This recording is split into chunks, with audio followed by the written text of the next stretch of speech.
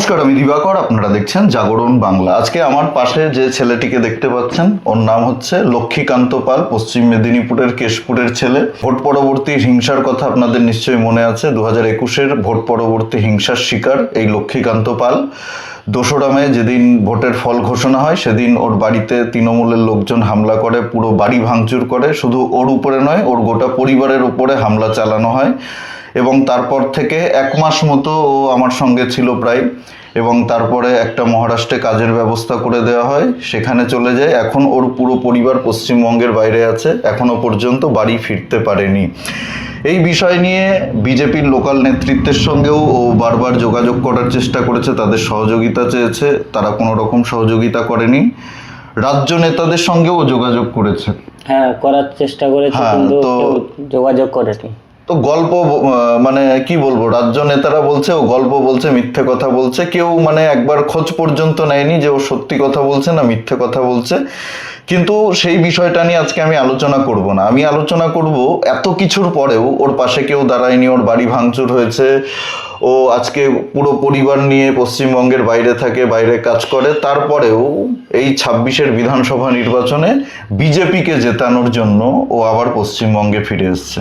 কোনো নেতার প্রতি ওর কোনো ক্ষোভ নেই, দলের প্রতি ওর কোনো ক্ষোভ নেই। আজকে দেখছি আমরা অনেকেই টিকিট না পেয়ে দল বিরোধী অনেক মন্তব্য করছেন, পার্টি অফিসে গিয়ে হাঙ্গামা করছেন, ভাঙচুর করছেন, চিৎকার চেঁচামেচি করছেন, যাতে দলের ক্ষতি হয় সেই ধরনের মন্তব্য করছেন। কিন্তু এই ছেলেটিকে দেখুন, অনেক কিছু হারিয়েছেন, হারানোর পরেও আজকে হিন্দুত্বের জন্য, পশ্চিমবঙ্গের ভবিষ্যতের জন্য, বিজেপিকে জেতানোর জন্য আবার ফিরে এসছে, দলের হয়ে প্রচার করার জন্য, দলের হয়ে কাজ করার জন্য।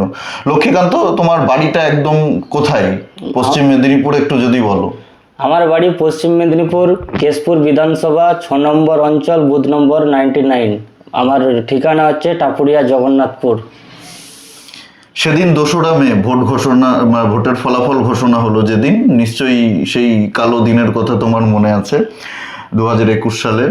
সেদিন কি হয়েছিল একটু যদি বলো। সেদিন হয়েছিল বলতে যে ভোট ঘোষণা হওয়ার পর আমরা তো সব ভোটের ফলাফল ঘোষণার পর আমরা তো বাড়ির বাইরে তো সবাই চলে যাই, ঠিক আছে। কারণ আমরা জানি যে কে কে আছে তোমার পরিবারে, কে কে আছে? পরিবারে আছে আমার মা বাবা, আমরা 3 ভাই, আমি হচ্ছে ছোট। আর এখন বর্তমানে আমি ফ্যামিলিগতভাবে আমি বাইরে থাকি, বাইরের রাজ্যে কাজ করি, আর ওখানেই আমার ফ্যামিলি বসবাস করে বাইরে। কি হয়েছিল সেদিন?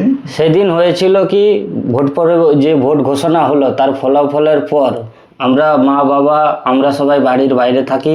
তারপরে আমাদের কি হয়েছে, ওখানে তৃণমূলে যেসব গুন্ডা বাহিনীরা আসে, ঘরদুয়ার ভাঙচুর করে এবং পুরো মাটির সাথে মিশিয়ে দেয়, লুটপাট করে নিয়ে চলে যায়, সব কিছু শেষ করে দেয়। তারপরে তোমরা বাড়ি ফেরার চেষ্টা করেছিলে? হ্যাঁ, একবার বাড়ি ফেরার চেষ্টা করেছি, বাড়িও ফেরা হয়েছিল, কিন্তু দেখা গেল যে ওখানে আবার চাপ সৃষ্টি করে বাবাকে মারধর করে। আমার বাবা বয়োজ্যেষ্ঠ মানুষ, 70 বছর বয়স, তার গায়ে হাত দেয়, বয়স্ক মানুষটার গায়ে হাত দেয়। তো তোমাদের যে জেলার বিজেপি নেতৃত্ব রয়েছে, তাদের সঙ্গে তুমি যোগাযোগ করেছিলে, তাদের সহযোগিতা চেয়েছিলে? অনেকবার চেষ্টা করেছি যোগাযোগ করার, কারো কাছে কোনো রেসপন্স পাইনি। কিন্তু কারো প্রতি আমার ক্ষোভ নেই। তো কি বলেছিল তারা? তারা আমাদের ফোনই উঠায় না, আমাদের সাথে মানে সেভাবে যোগাযোগ করার চেষ্টাই করে না। তারপরে তুমি রাজ্য নেতাদের সঙ্গেও যোগাযোগ করার চেষ্টা করেছিলে? হ্যাঁ করেছিলাম তো, কিন্তু আমাদের কথাটা হচ্ছে কাহিনী গল্প বলে তারা ফোন রেখে দেয়। বর্তমানে এখন কারোর সাথে কোন নেতাকে ফোন করেছিলে একটু যদি বলো নামটা?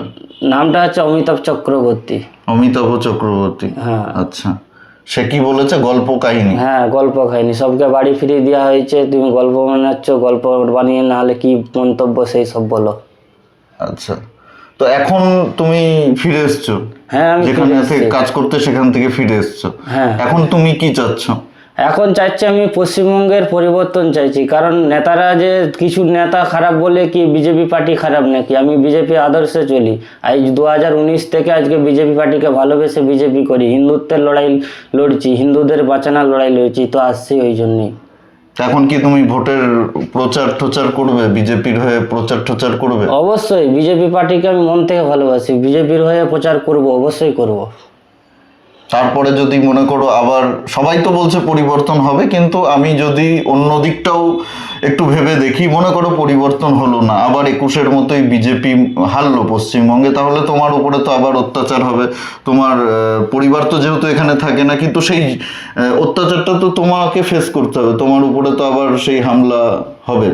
না, সেইটা এখন মানসিকভাবে সেই প্রস্তুতি তুমি নিয়ে রেখেছো? অবশ্যই নিয়ে রেখেছি, মানসিকভাবে প্রস্তুতি নিয়ে রেখেছি। কিন্তু ওই যে ওই হামলা হারানোর আর কিছু নেই। কিন্তু খালি আমার না, পশ্চিমবঙ্গবাসীর কাছে অনুরোধ, এটা পুরো পশ্চিমবঙ্গ হতে পারে, তাই সকলে সাবধান হন। কি মনে হচ্ছে এবার, কি বুঝতে পারছো? অবশ্যই পরিবর্তন হবে, এটাই মনে হচ্ছে যে পরিবর্তন হবে, পরিবর্তন হওয়া দরকার। না হলে পশ্চিমবঙ্গের খুব খারাপ অবস্থা হতে পারে।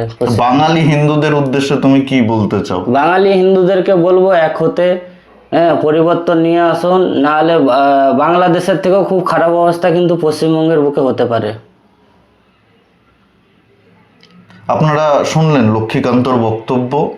বিজেপির কিছু নেতা ওর সাথে হয়তো অন্যায় করেছে, হয়তো না, ওর সাথে অন্যায় করেছে, এবং আমি ওকে খুব ভালো করে চিনি। ওই যে বললাম 2রা মে 2021 ভোট পরবর্তী হিংসা যেদিন থেকে শুরু হলো, তার 2 দিন পরেই ও আমার কাছে এসেছিল। আমরা 1 মাস মতো, 1 মাসের বেশি হবে, হ্যাঁ, 1 মাসের বেশি হবে আমরা একসঙ্গে ছিলাম। তো এতদিন তো আমার পক্ষেও সেইভাবে রাখা সম্ভব না, আরো অনেকেই ছিল, শুধু লক্ষ্মীকান্ত না, আরো অনেকেই ছিল, আমরা একসঙ্গেই ছিলাম। তারপরে একটা কর্মসংস্থানের ব্যবস্থা হয় পশ্চিমবঙ্গের বাইরে, সেই যে চলে গেল, তারপর থেকে ওর সঙ্গে আমার ফোনে কথা হয়েছে, অনেকবারই কথা হয়েছে ফোনে, কিন্তু সামনাসামনি সেইভাবে দেখা সাক্ষাৎ হয়নি। কিছুদিন আগে এসছিল, তখন একবার দেখা হয়েছিল, কিন্তু তারপরে চলে যায়। তো এখন ও সব কাজকর্ম ছেড়ে আপাতত এসছে, ভোট পর্যন্ত থাকবে, নির্বাচন পর্যন্ত থাকবে, এবং বিজেপির জন্য প্রচার করবে, বিজেপিকে ওর যতটুকু অবদান হয়। এমন না যে ও বিজেপির প্রচার করলে বিজেপি ক্ষমতায় আসবে, ও প্রচার না করলে বিজেপি ক্ষমতায় আসবে না, এরকমটা মোটেও নয়। যেরকম রাম সেতু তৈরির পেছনে কাঠবিড়ালিদের অবদান অস্বীকার করা যায় না, ভগবান শ্রী রামচন্দ্র তাদের অবদান স্বীকার করেছিল, সেরকমই আমি মনে করি যে এই লক্ষ্মীকান্ত পালদের মতো কাঠবিড়ালিরাই পশ্চিমবঙ্গে পরিবর্তন আনার পেছনে একটা বড় ভূমিকা রাখতে চলেছে। আমি লক্ষ্মীকান্তর এই মানসিকতাকে কুর্নিশ জানাই। ওর সাথে কি হয়েছে না হয়েছে, কোন বিজেপি নেতা কি করেছে, কোন লোকাল জেলার বিজেপি নেতা বা রাজ্যের বিজেপি নেতা, আমাদের সাথেও অনেক কিছুই হয়েছে। তো সেসব নিয়ে পড়ে থাকলে তো আর চলবে না, তার কারণ লক্ষ্যটা বড়, আমাদের সবার লক্ষ্যটা বড়, পশ্চিমবঙ্গে হিন্দুদের বাঁচাতে হবে, এটাই শেষ সুযোগ, এরপরে হয়তো আর হিন্দুরা আর সেই জায়গা পাবে না। তো সেই কারণেই এই লড়াইটা চলছে, এই লড়াইটা চলবে, কোনো কিছুর জন্য এই লড়াইটা থামবে না। তো আমি লক্ষ্মীকান্তকে বলবো যে ভয়ের কিছু নেই, আমরা পাশে আছি, আগেও ছিলাম, নির্বাচনের ফলাফল যাই হোক না কেন আমরা পাশে থাকবো। আমার যদি 2টো ডাল ভাত জোটে, তোরও 2টো ডাল ভাত জুটবে, সবারই 2টো ডাল ভাত জুটবে। কালকে যদি আমার সাথে কিছু হয়, আমি তোর ওখানে গিয়ে দরকার হয় 2 দিন থেকে আসবো, এগুলো চলতে থাকবে। কোন নেতা আমাদের পাশে থাকবে না থাকবে সেসব ভেবে চিন্তে আমরা রাজনীতি করি না, রাজনীতি থেকে চাওয়া পাওয়ার কিছু নেই, ব্যক্তিগত ক্ষুদ্র স্বার্থ আমাদের কিচ্ছু নেই। আমরা নিঃস্বার্থভাবেই দলটা করি, দলটাকে ভালোবাসি, বিজেপির আদর্শকে ভালোবাসি, এবং সব থেকে বড় কথা, পশ্চিমবঙ্গে এখন পরিত্রাণ পেতে হলে বাঙালি হিন্দুদেরকে বিজেপির ওপরেই আস্থা রাখতে হবে, আর কোনো অপশান নেই, বিশ্বাস করুন। সেই কারণেই এই লড়াইটা চলছে, এই লড়াইটা চলবে। যারা এখন টিকিটের জন্য এইসব করে বেড়াচ্ছেন তাদের কাছে হাত জোর করে অনুরোধ করব, আমাদের পক্ষ থেকে অনুরোধ রইল আপনাদের কাছে, এগুলো করবেন না। আমাদের একটাই লক্ষ্য, বিজেপিকে ক্ষমতায় আনুন, পদ্ম ফুলকে দেখে ভোট দিন, প্রার্থী দেখতে হবে না। হয়তো প্রার্থী আপনার পছন্দ নাই হতে পারে, কিন্তু প্রার্থীর থেকে বড় দল, এটা মাথায় রেখে দলের হয়ে কাজ করুন, প্রচার করুন। সবাই খুব ভালো থাকবেন, সুস্থ থাকবেন, আশেপাশে সবার খেয়াল রাখবেন। জয় হিন্দ, বন্দে মাতরম, ভারত মাতা কি জয়।